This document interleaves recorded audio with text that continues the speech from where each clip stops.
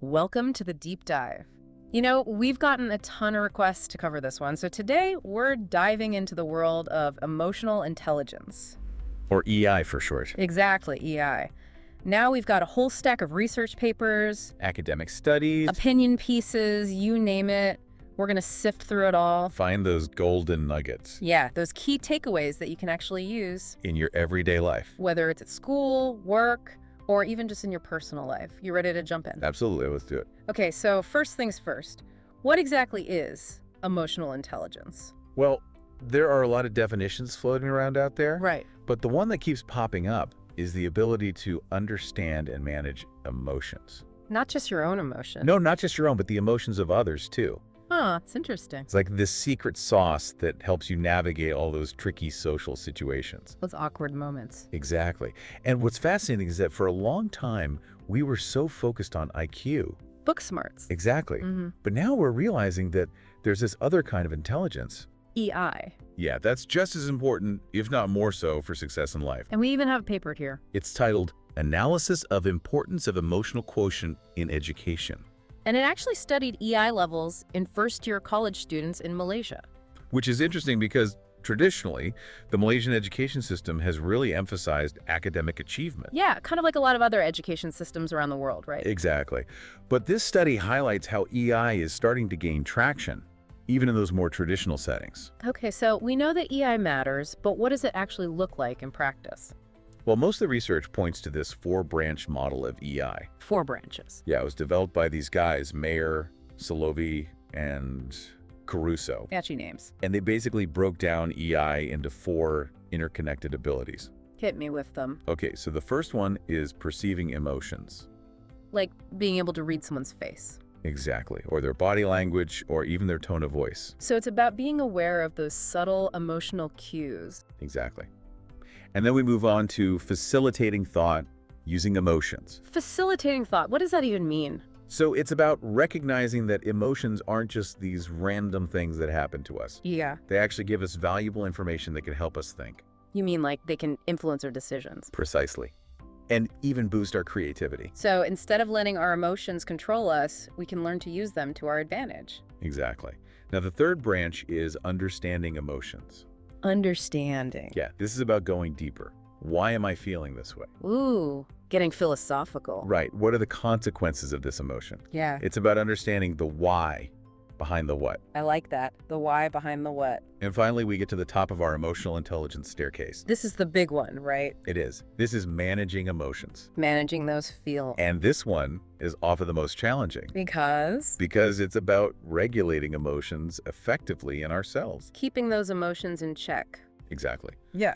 But also helping others manage their emotions. So it's not just about being in control of our own emotional roller coaster. No, it's about helping others navigate theirs too. And why should all of this matter to our listeners?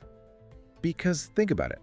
Understanding these 4 components of EI, Perceiving, facilitating, understanding, and managing. they can have a huge impact on your personal life. Relationships, Exactly. And your professional life. work performance, leadership, It's like having this secret weapon that can help you build stronger relationships. make better decisions. Yeah, and even bounce back from setbacks more quickly. Okay, I'm starting to see how this all fits together. And that's just the tip of the iceberg. There's more. Oh yeah, there's so much more to explore. Well, I can't wait to dive deeper. Let's do it. But first, a quick break.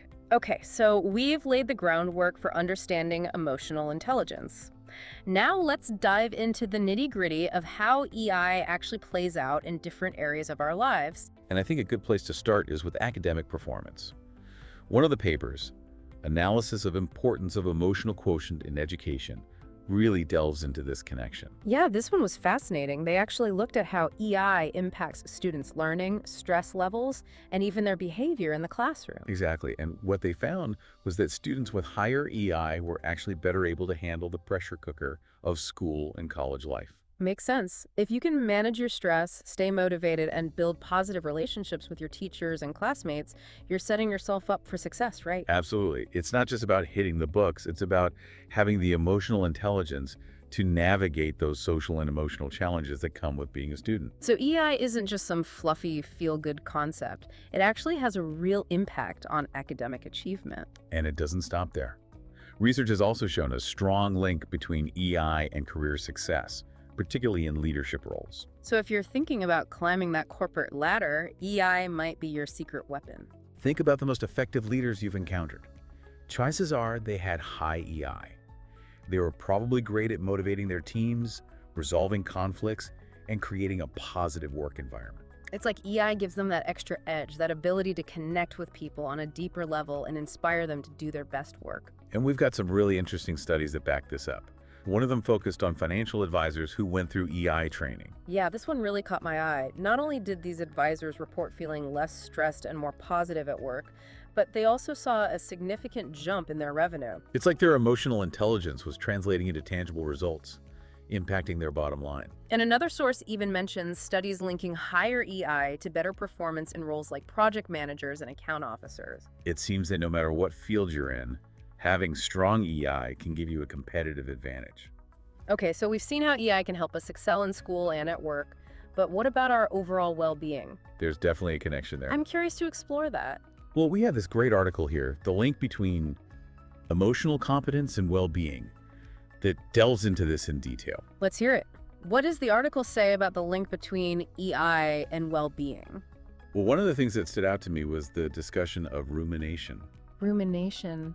Remind me what that is again. You know, that tendency to dwell on negative thoughts and emotions. You get stuck in that loop of what ifs and should haves. Ugh. Yeah, I know that feeling. It's like my brain just won't let go of those negative thoughts. Exactly. And research suggests that rumination is linked to lower levels of emotional intelligence. So if we're constantly consumed by those negative thoughts, it's going to be a lot harder to manage our emotions effectively. And to build healthy relationships. So it's not just about understanding our emotions, it's about learning to process those emotions in a healthy way. Precisely. And the good news is that emotional intelligence can be developed. It's like a muscle that gets stronger with practice. That's a relief to hear.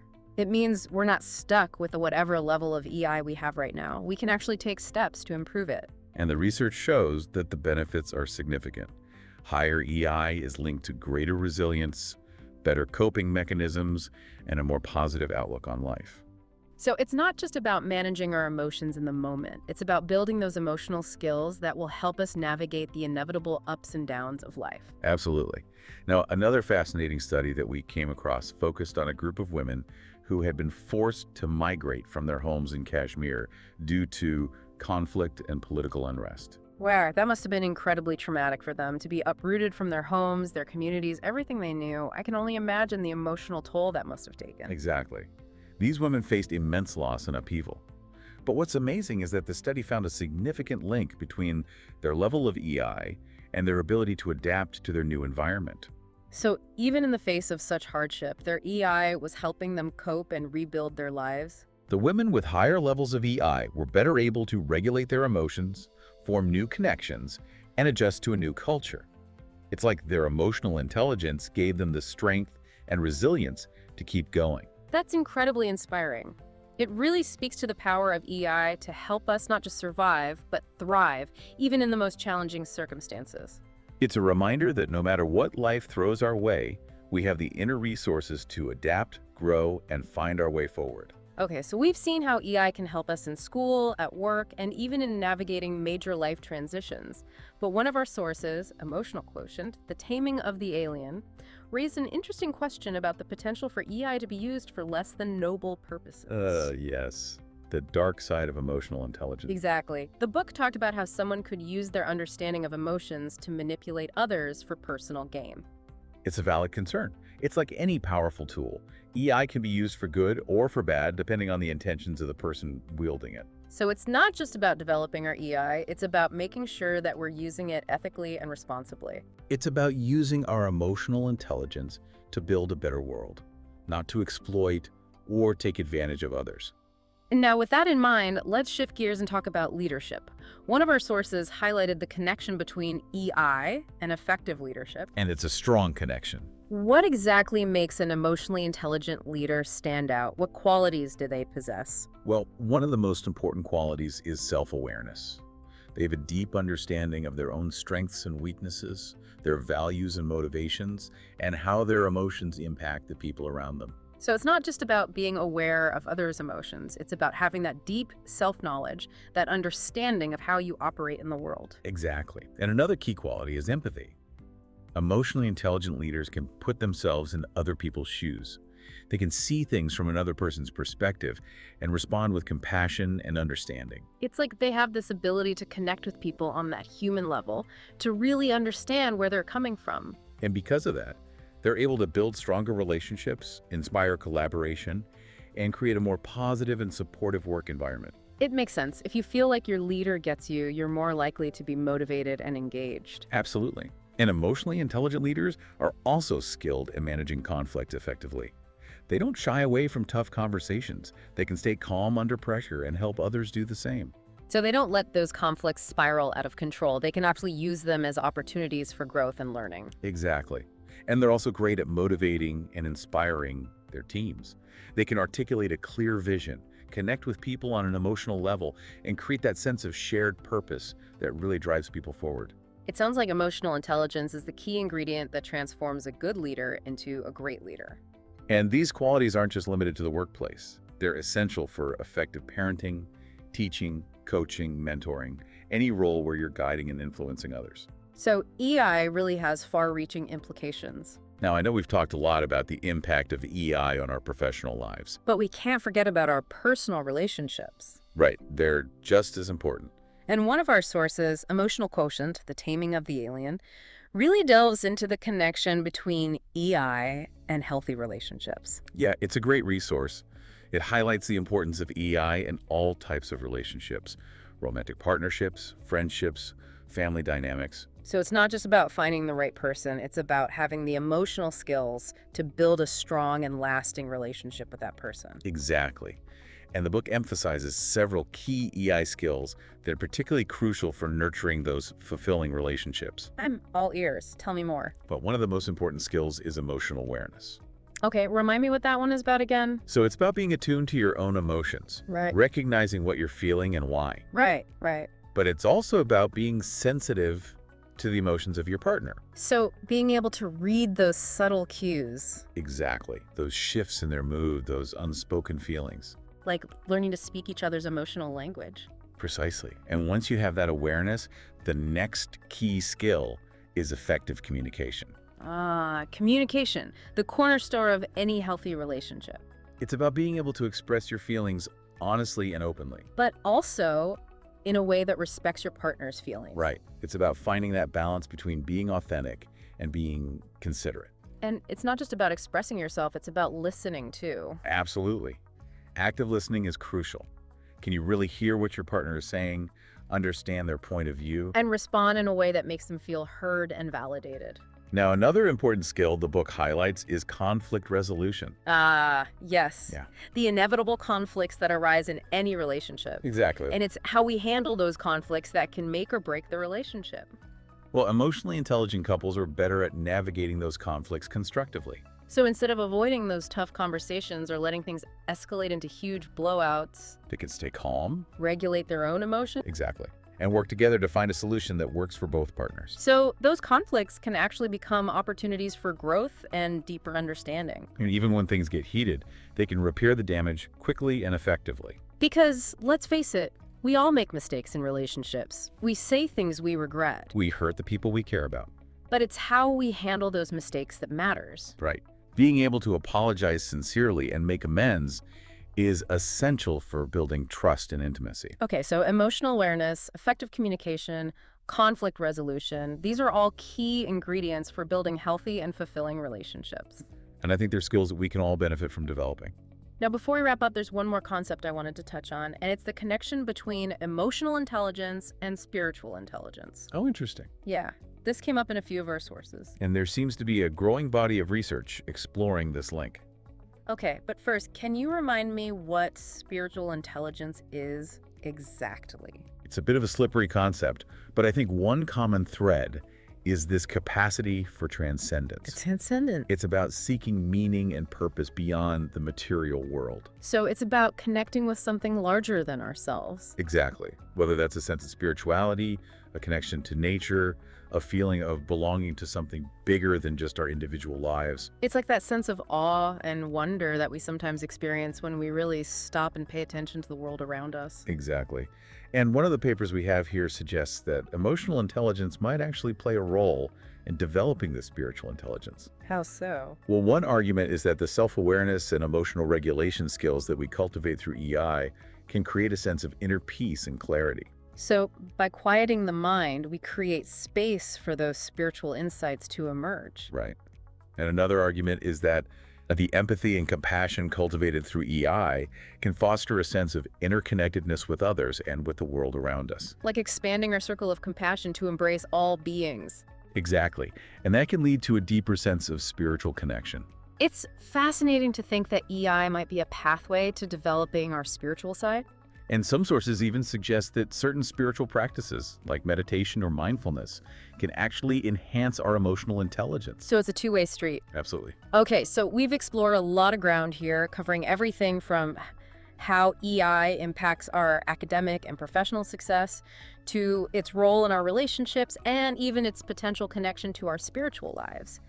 But there's one more area I'd like to touch on before we wrap up, and that's the development of EI, particularly in childhood. Yeah, that's a critical piece of the puzzle. And one of our sources, high emotional intelligence, family psychosocial factors, presented a really fascinating study that examined the relationship between family dynamics and emotional intelligence. They were really looking at how those early childhood experiences shape our emotional development. And what did they find?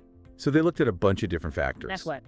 Like parenting styles, the emotional climate at home, Right. relationships with siblings, Makes sense. even things like socioeconomic status. Trying to paint a complete picture of how those early years shape us. Exactly. And you know, one thing that really stood out What's that? was the importance of a warm and supportive family. Especially that parent-child bond. Yeah, it was super strongly linked to higher EI Which makes sense, right? If you grow up feeling loved and supported. and encouraged to express your feelings. Yeah, and you learn those healthy coping mechanisms early on. It sets you up for success. But what about the opposite? Like families with a lot of conflict. Yeah, unfortunately, those kids tended to have lower EI. It's like all that negativity creates a barrier. So developing those core EI skills. Now, what about siblings? Siblings. The study found that close sibling relationships were also linked to higher EI Those sibling bonds can be a real training ground. for learning how to navigate emotions. Exactly. Yeah. Think about it. You're constantly negotiating, compromising, seeing things from another person's perspective. But of course, it depends on the type of sibling relationship. Oh, absolutely. A healthy sibling bond can be a huge asset. But a toxic one can really do some damage. Yeah, no doubt about that. Now, the study also looked at socioeconomic status. And they did find that people from wealthier backgrounds tended to have slightly higher EI scores. But I guess we have to be careful about jumping to conclusions there. Right. It doesn't mean that money buys emotional intelligence. It's probably more about access to resources, Like quality education, enrichment programs, maybe even therapy. things that can nurture emotional development. Exactly. And it highlights the importance of making those opportunities available to everyone. Regardless of background. Absolutely. Now, we've been focusing a lot on the positive aspects of EI, And rightfully so. but we do have to acknowledge that there's a flip side. That potential for manipulation. Right. Someone using their understanding of emotions to excrete others. It's a bit unsettling. It is. It reminds us that EI is a tool. And like any tool, it can be used for good or bad. It all comes down to intention. So developing our EI isn't enough No, we also need to cultivate our moral compass to ensure that we're using our understanding of emotions ethically. to make the world a better place. Exactly. Well, I think this has been a really insightful deep dive. I agree. We've explored so many facets of emotional intelligence. From its impact on our academic and professional lives to its role in relationships and well-being. We've even touched on the connection between EI and spiritual intelligence. It's been a fascinating journey And we hope that our listeners have gained some valuable insights from it. and are inspired to continue exploring this amazing world of emotions, Because understanding and managing our emotions both our own and those of others. is truly essential for leading a fulfilling and meaningful life. It's about connecting with our hearts and minds. To create a world where empathy and compassion thrive, We encourage you to keep learning, keep growing. and keep exploring the power of emotional intelligence. Thanks for joining us. And until next time, happy diving.